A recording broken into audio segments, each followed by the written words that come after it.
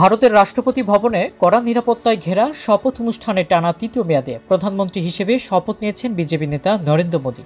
কিন্তু সেই নিরাপত্তা ব্যবস্থাকে ফাঁকি দিয়ে অনুষ্ঠানে হাজির হয়েছিল অনামন্ত্রিত এক অতিথি, যেটি ছিল একটি প্রাণী।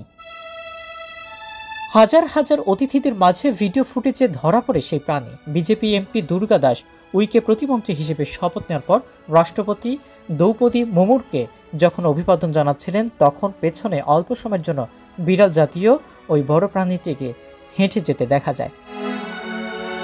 প্রাণীটির কয়েক সেকেন্ডের ওই ভিডিও ভাইরাল হওয়ার পর সামাজিক যোগাযোগ মাধ্যমে তোলপাড় শুরু হয়। নেটিজেনরা শুরু করেন নানান জল্পনা কল্পনা। অনেকে ভিডিওটি শেয়ার করে প্রাণীটি কি হতে পারে তা নিয়ে বিভিন্ন তথ্য দিতে শুরু করেন।